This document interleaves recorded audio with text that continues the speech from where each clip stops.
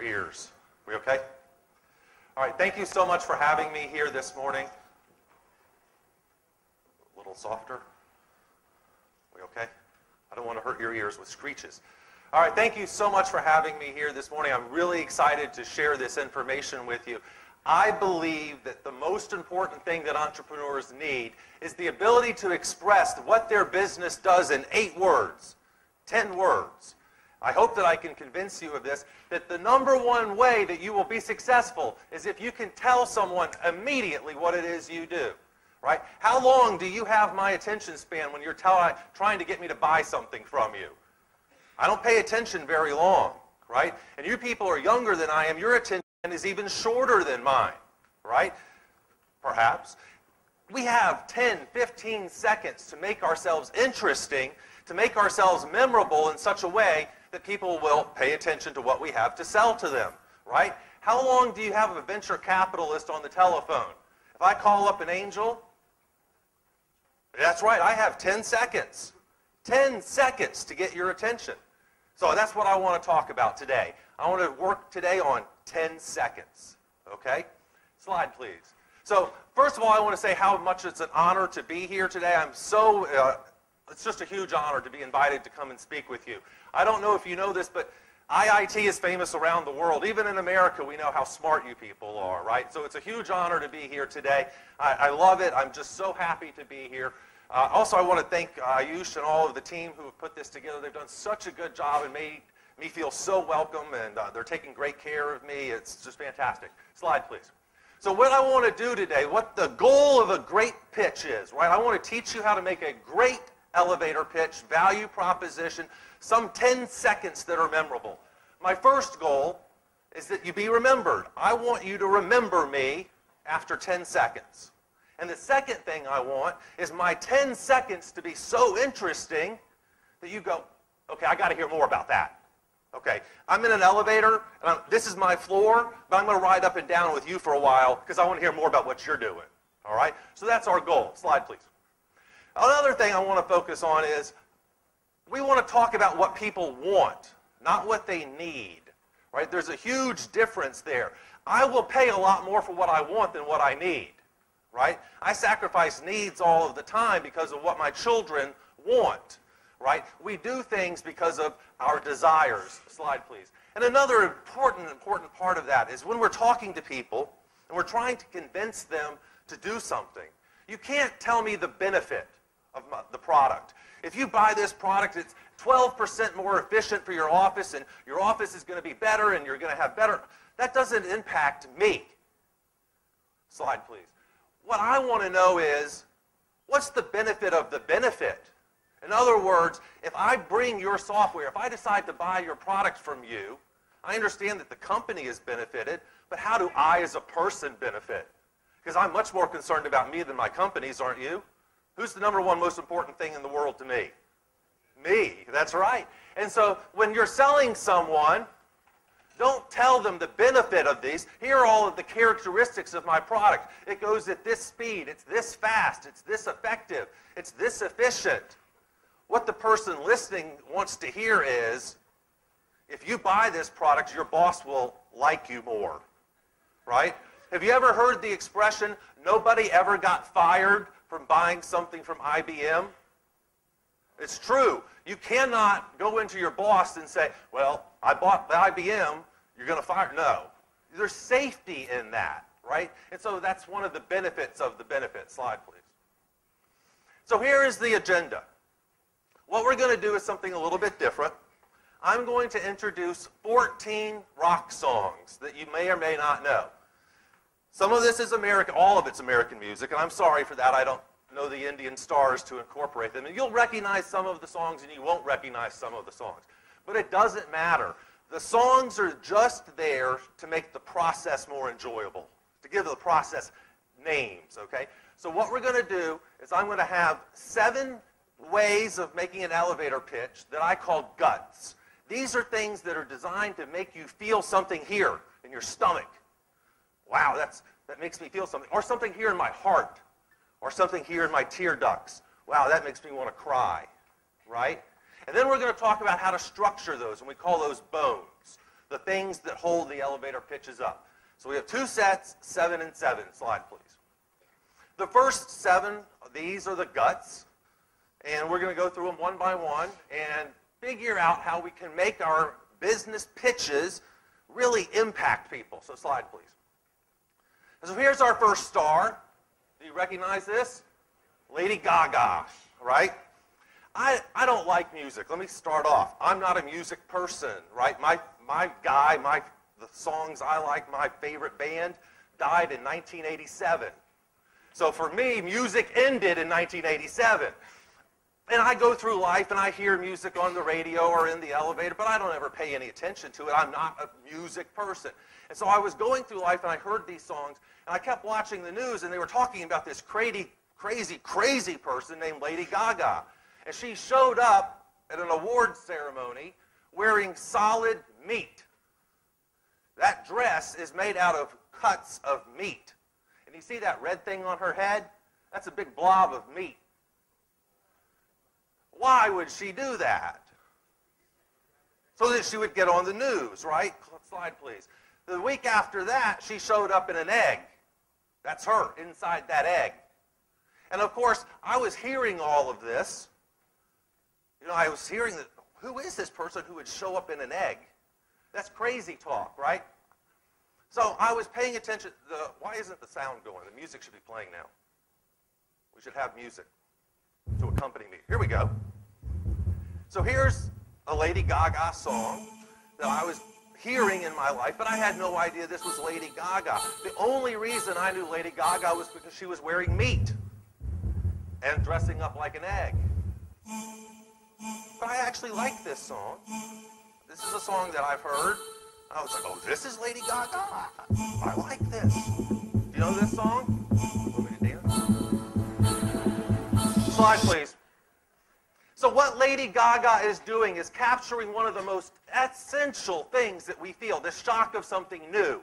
I've never seen someone show up at a party in an egg wearing meat. That's new and exciting and shocking to me. So one of the best elevator pitches that we have is new. Shocking. That's our first one, new. And we see this all the time on media. Here's an example of something that you would see on the American media. Tonight at 11 o'clock on the news, there's a chemical that's killing your children, and it's in your house right now. Details at 11.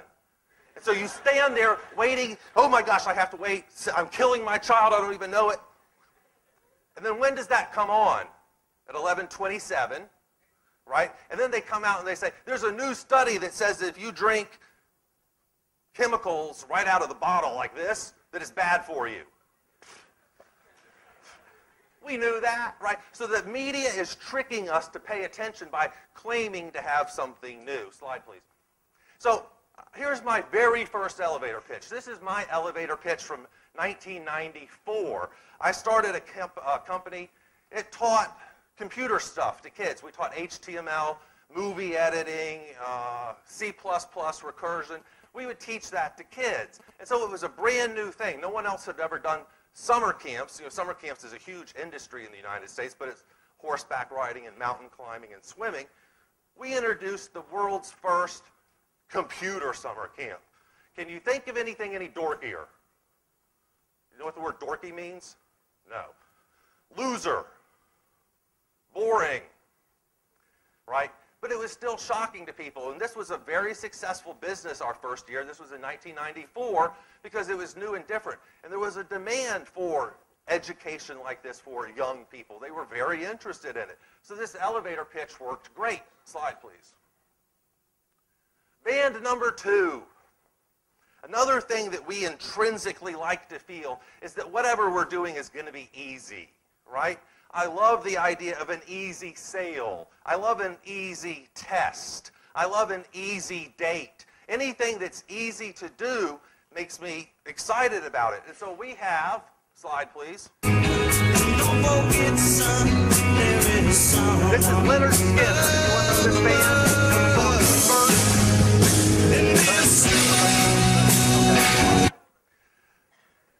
The song is called Simple Man, and I'm sorry that you don't know that song. It's a southern rock song, right? But the idea is we want to make things so easy, so simple, that it appeals to me. I like things that are easy. Slide, please. And so in the media, we see all sorts of examples of the words easy. And one of my favorite quotes of all time, Abraham Lincoln, American president, said, "I'm sorry that I wrote you such a long letter. I did not have time to write a short letter." Think about that. Is it easier to write a whole page or then to take that page and make it concise, good, 18 words, right? So what Abraham Lincoln is saying is, I know you wanted this to be easy, but I failed. So slide, please. And here are some of the American examples of the word easy, the idea that I'm trying to tell you how easy, simple my product would be. How easy it is to lose weight if you take my product, right? How easy it is to be beautiful if you use my skin cream. How easy it is to be smart if you read my book. Slide, please. So one of the things I learned at my first business is that really appealed to people, that I made their life easier. So we had an overnight program where students could spend the night, or a day program where they came in the morning and went home at night. But our overnight students were there until all the time, and so we said, well, why do we kick the other kids out early, let them stay as late as they want? So in America, a commuter program, a program that you go home at the end of the day, usually ends at 3 o'clock, 2 o'clock or 3 o'clock. And so what does that mean? Mom or dad has to leave work early, go and pick the kid up. You have a problem. Our camp went until 9 o'clock at night. You could come and pick the kid up at 9 and take it home. How easy am I making your life? I'm making it easy for you. You don't even have to cook the kid dinner. And he'll probably fall asleep in the car on the ride home because I tired him out so much. I'm making your life so easy. Slide, please. The third thing that we love to feel is trust, right? So this is our third emotion that I want your elevator pitches to go for, the establishment of trust. Now, this is a band from the 1990s. It was called Milli Vanilli. They were famous. They won the Grammy Award for Best New Artist, and like a week after they won the award, it came out that they actually didn't sing. Slide, please. Girl, you know it's, yes, you know it's true. Ooh, ooh, ooh. And so the award was taken away from them. Slide. But what we see is that trust is an incredible way to appeal to someone's emotions and to convince them to buy from you. So we love to use statistics to establish trust, and I want to talk about that for just a second. Statistics are horrible. Let me give you 3 examples. I used to consult for a guitar company. They made guitars. And in their first round of financing, they said, you give us money, we're going to build guitars. And our goal is to build 3 guitars this year. These guitars were $100,000 guitars, so it was a very, very high-end product. They only wanted to sell 3. A year later, I went back to the company, and they were trying to raise more money. And I was listening to them, their pitch. And they said, we had a great year. We only missed our goal by 3 units. They produced 0, but that's only missing it by 3, right? That's 100%, but we don't know that, right? We only know that they missed it by 3. What is the natural assumption? Oh, they were trying to make 1,000, and they only made 997. That's pretty close. Or, revenue tripled. Since when? Over the last year? The last month? The last 10 years? My son came to me. He was so proud. Daddy, I scored 9 points. In what sport? Is that football, soccer, basketball, baseball? It makes a difference, right? Slide, please. So, we love to establish trust and credibility. But let's not do it through the use of statistics, right? Let's try to find some other way to do it. My favorite way to do it is with other people's brand names, right? If you have the great opportunity of this, do they let dishonest people go to IIT? No. Right, never, right? So you have that advantage the rest of your lives. That only good people go to IIT, right? And so people are going to trust you more. Here is the elevator pitch that I learned or the elevator pitch. This was my 3rd year of business. My camps, I forgot to tell you this, they were based at Stanford and MIT, UCLA, the best school in every city of America. We had a program. And so when someone would call and ask to talk to me on the telephone, I didn't even tell them my company name, American Computer Experience, because they had never heard of that, right? However, I said, hey, we run summer camps sponsored by Intel and Microsoft with locations at MIT and Stanford. What do I have right now? I have the credibility of 4 of the best brand names in the world to associate with. Slide, please. And here is actually the poster that we used in the year 2000. And when a student would get a package from us, everything was designed to be stuffed inside of that poster so that when they opened the envelope, all they saw was the logos on that poster.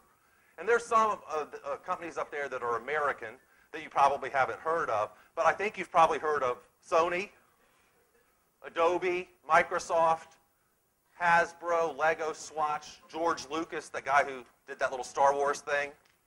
He was our movie-making judge, by the way. Did that give our movie competition any credibility?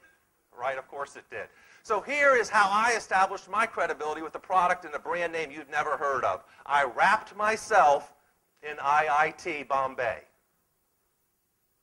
which is what you're going to do from now on. Slide, please. Well, there's an ugly man, isn't it?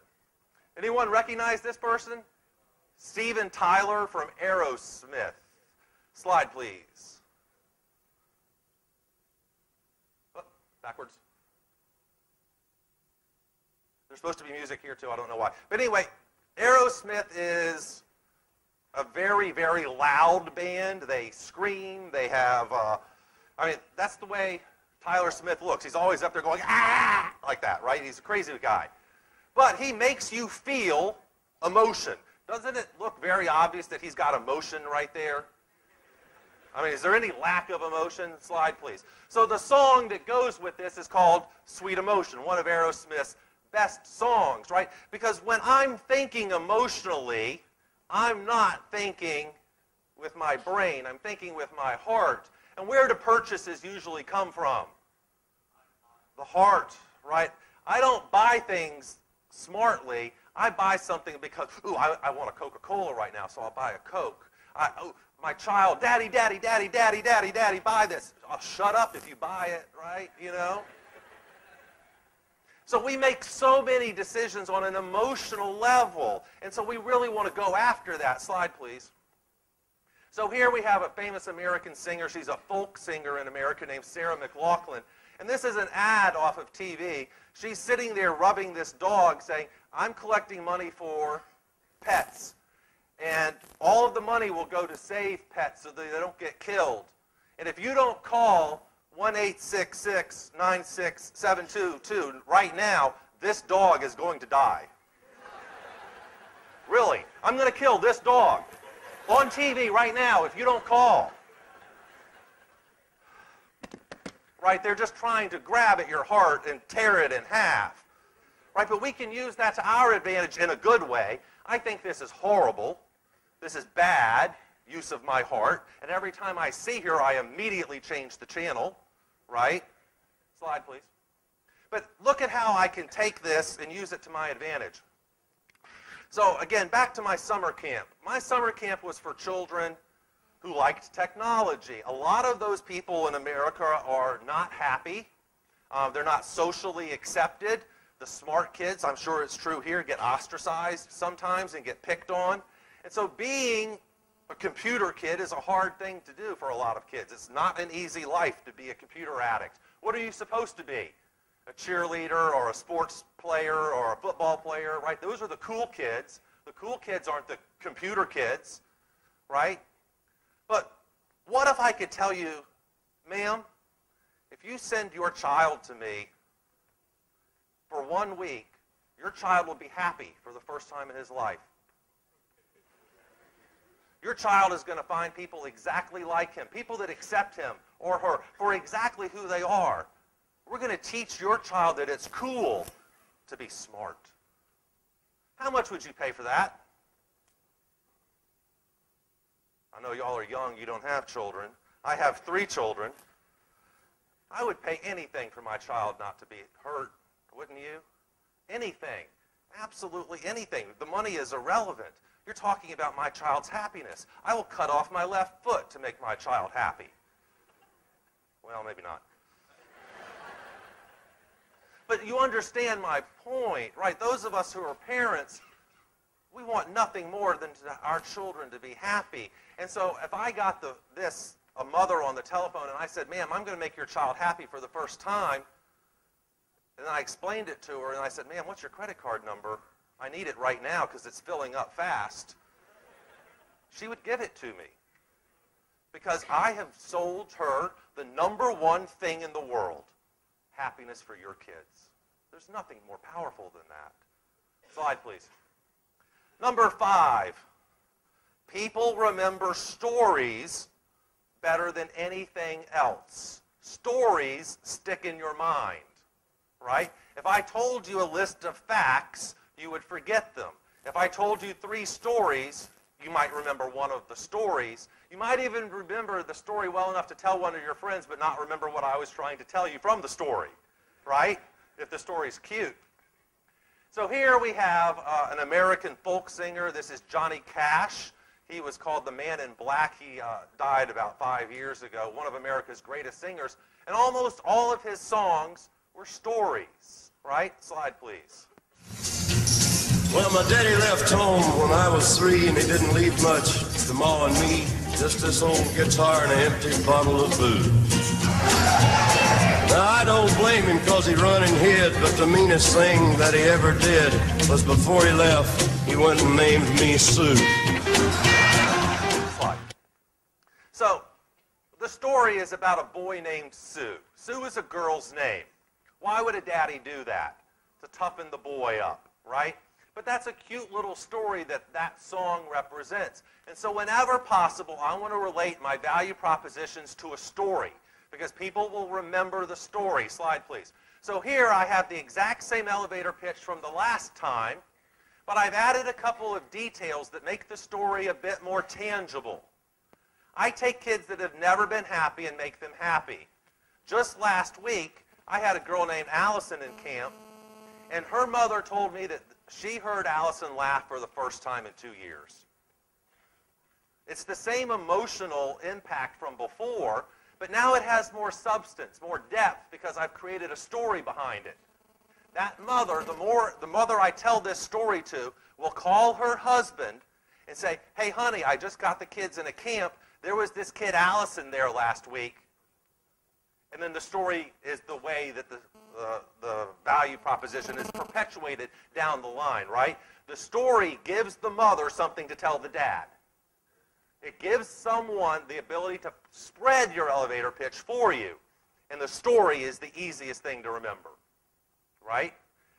They'll remember the story and then come back to the value proposition afterwards and say, there was this girl, Allison, and she laughed for the first time. You see what these people are doing? These people are making people that have never been happy, right? Because she remembers the story, the power of the story. Slide, please. So the details make it more believable. The fact that it was last week, Allison, a particular name, not just a girl, but an Allison, a particular name. Slide, please. We also want to be real. Slide. May I have your attention, please? M&M. Wow. May I have your attention, please? Okay. Will the real Wow, Slim this is a Shady really please stand pure up? song in America. I had to work hard for that. So Will the the real real Slim Slim Shady Shady, please slide, stand- please. The idea here is that Eminem is someone who doesn't bullshit you, right? Eminem is a real person. There's no lies behind him. And so that's what we want our elevator pitches to present, an honest, real version of ourselves. Here's an elevator pitch from a company that's very famous. I don't know if you know it in India, but there's a company exactly like it here, I know. But here's an elevator pitch. We deliver superior quality products and services for our customers and communities through leadership, innovation, and partnership. Who would that be? Slide, please. McDonald's. Wendy's. Wendy's. Okay, this is a competitor to McDonald's. Do you have Wendy's here? Never heard of it. Okay. But this is an exact same competitor to McDonald's. Can you go backwards one slide, please? And that's what they say their elevator pitch is. We deliver superior quality products through leadership, innovation, and partnership? Well, we were partnering with French fries? This is the silliest thing ever. If you told me that that's what they sign at Wendy's or McDonald's say, of course I would go eat somewhere else. Slide, please, because that's just ridiculous. All right, you know this band. Slide, please. When I walk in the spot, this is what I see. Everybody stops and stares. I'm sexy and I know it. I want the gut impact to feel like you know what you're talking about, right? I don't want to have a conversation with you in the elevator, an 18-second conversation where it doesn't seem obvious that you know what you're talking about. Yeah, our company is really good at enterprise software. Come on. You have 18 seconds to make the impression, an impression that people are going to remember forever, that you know what you're talking about, right? So these are all emotional impact things, the things that are designed to make us feel in our gut. Slide, please. So now let's go on to the bones. These are the structures that are going to hold it all together. In a perfect elevator pitch, you will have two sentences. One sentence is a gut, one sentence is a structure, a bones to hold it all together. Slide, please. Our first one, who do you think in the world could be the best pitch song of all time? Slide, please. Do you know this guy? It's a felony, love it or leave it. You better gain weight. You better hit bulls out of kid, don't play. You recognize the song yet? Yo, I'll solve it. Ice Ice Baby. Right, this is a white rap star. Right? Slide, please. And the words of the song are, all right, stop, collaborate, and listen. Is that good advice for an entrepreneur? I love that advice, yes. ICE is back with my brand new invention. I've come up with a new product I'd like to share with you. Something that's going to grab your attention.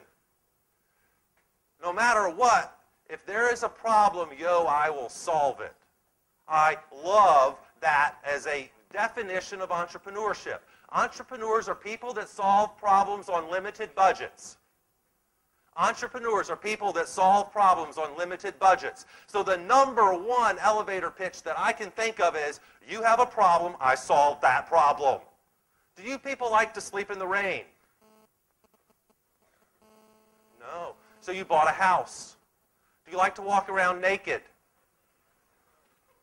I do. So you buy clothes. Right? You do things to solve your problems. And if I can solve your problem, you'll pay me anything to make your problem go away. Your problem is you have a child that's not happy. I happen to have a solution for that.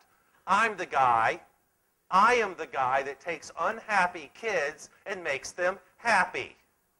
Just last week, Allison's mother told me, blah, blah, blah. You get it? Cool, isn't it? Next. Slide, please. Who's this? Okay, good. At least you know the important ones. Imagine. The most powerful word in entrepreneurship is imagine. Slide, please. We see it in media all the time. It's out there all the time. And 2 years ago, the United States National Elevator Pitch Competition was won by my partner, Chris Hanks, and I. And here is the elevator pitch that we used to win the competition. The product is a ball bearing for skateboards and snowboards. You know what a skateboard is and a snowboard, right? But it's a ball bearing. I don't know what that means. Why does a snowboard need a ball bearing? I don't get it. But here is what I do get. Imagine I'm driving a car with no power steering, and all of a sudden that car has power steering. That's what I do for snowboards and skateboards. You get it? Do you really get it? No. But do you really need to get it? You get it enough, right? And you get it enough that you probably go, okay, I get it. Okay, I got to learn more. Explain some more of that. Because there's questions that come after that. But at the basic level, in 8 seconds, I understand exactly what your company does. You make a ball bearing that makes cars work better. Not cars, skateboards. Done. See how simple that is? I have an amazingly complicated product. but I've sold it in 8 seconds. Toshiba sells copiers. In the United States, there's one profession worse than selling copiers in the United States, and that's selling shoes. All right, there's nothing worse. So copiers, people don't want to say that they sell copiers. So Toshiba hired us to create an elevator pitch for them to say we sell copiers. So here it is.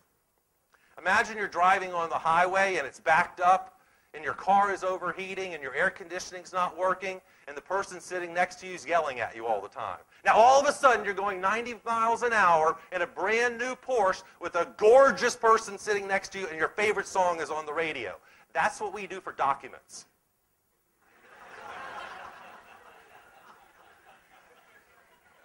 Does it work? It worked. And now you have a lot of questions. Really? How do you make documents look like a good-looking blonde? But documents flow better because of my product. Cars drive faster. You get it? It works. 18 seconds, you're 100% done. And it doesn't sound horrible like, yeah, I sell copiers. So imagine, slide please, is a word that we see in ads all over the place. Slide please, slide please, slide please. And it's just everywhere. Who's this? Frank Sinatra. You know this song, what is it? North to North. I can make it there, I can make it anywhere. Right? That's the word. So, I do import and export consulting for UPS. Do I need to say anything else? I do catering for the White House. I do security for Fort Knox. Do I need to say anything else after that? I do security for Fort Knox. Oh, and Tata. Does Tata make that sound any better, even though Tata is the best brand name there is? I do security for Fort Knox. Just stop talking. There's nothing after that that makes it any better. You're done. You've already went to ITT Bombay. There's nothing else you can say to prove that you're smart. I went to IIT Bombay, and then I got my master's at MIT. You don't need to say the second part. You're already smart. You went to IIT Bombay. End of story. Why say anything else? You get it? Short, sweet. Who are you? I'm just the guy that went to IIT Bombay.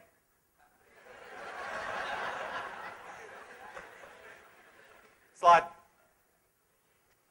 REM. This is the college student out of Southern, where I come from, Atlanta.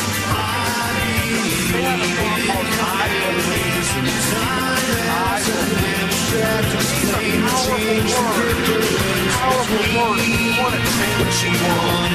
I believe I can make the world a better place. What if I said I can make the world a better place? What do I sound like? A little bit crazy. That's a big thing to say. I can solve the energy crisis. Yeah, I want to hear more about that, crazy boy. What about, though, if we soften it a little bit by saying, I believe that if we all work together, we can solve the world's energy problems. Am I allowed to say that? We do. We get away with that because we soften it. We back away a little bit by I believe. So this is a great elevator pitch for when things are just huge, crazy big. Slide, please. You know this guy. She take my money when I'm in need.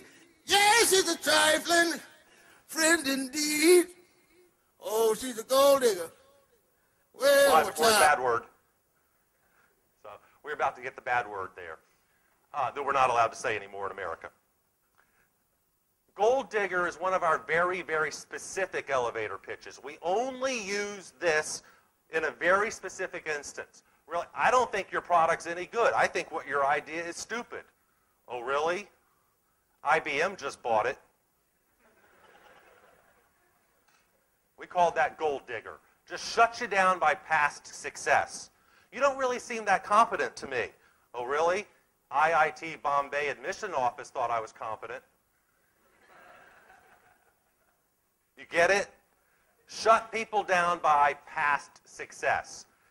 The problem is not me. The problem is you. You're the problem. Everyone else in the world sees that this is a great product. Everyone else gets it. The only one who doesn't get it is you. And this is a polite way of saying that. Really? I don't understand why you don't like it. IBM just bought it. Cisco's using it. We have 18% penetration after 2 months. Seems to me like the product is understandable. How am I not explaining it well? Let me understand how I can explain this better to you. You see what we're doing? We're convincing the person in a polite way that they're just an idiot. But I can solve your problems. Next, please. Work it, make it, do it, makes us harder, better, faster, stronger. That don't kill me, can only make me stronger. Stronger. This is another specific example.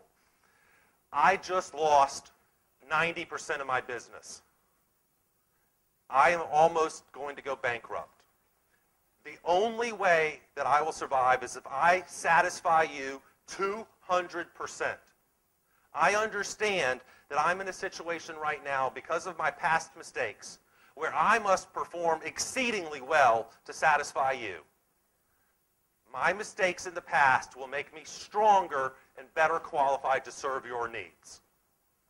You like that one? So that's a very specific instance that we only use when the person listing knows that we've just had a major setback. This is, I just had a setback, but I'm going to overcome it because entrepreneurs know that things that challenge us make us better in the end. Right? Were you here yesterday when the president of McKinsey was talking about how entrepreneurs must hear no repeatedly and just not get harmed by it, right? Same thing in dating, boys, right? How many wives do you need? Okay, you can only handle one. All right, one is a big challenge, all right? So I'm an ugly man. I understand that. I understand that I have an ugly face. But I only needed one woman to say yes to me to have a beautiful wife. And I have a beautiful wife. You only need one client to say yes to you for you to be a success and start your business, right? Do not be afraid to talk about your past failures as a badge of courage that says it made me a better person. I have been bankrupt. I was $10 million in debt at the age of 29. The bank took my house, my cars, and every bit of clothing that my wife and I had, except what we walked out of the house with. Do you look at me less now? What if I had quit and gone away and never been an entrepreneur? Then you would look down on me, but I'm fighting back. You know what? I paid that money back. It took me 5 years, but I paid the money back. Do you want to hire me now? Right. Last one. Do you know this band? Kiss. Now, this is probably the worst band ever. They have horrible music. It's just horrible. Slide. But you can buy a Kiss coffin. Okay? You can buy a coffin with a Kiss logo on it. You can buy anything with a Kiss logo on it. And why? What are they good at? Nothing except marketing. They're really good at makeup. So here is our solution. If you've got nothing left, if the other 13 didn't help you in some way, our only advice that I can give you at this point is put a lot of makeup on it and scream really loud. And we call that the KISS strategy. And this is basically your last resort. You've got nothing else. We're going to go KISS. We're going to have the best PowerPoint presentation ever made. It's going to have dancers, right? We're going to have fire engines, fireworks. It's going to blow you away, right? But there's no substance to it. We call that KISS. And that's our ultimate last strategy. So there are the 14. Slide, please. Here are the structures. And so I have the arrow going toward the right here because I want you to start with vanilla ice. I want you to solve a problem.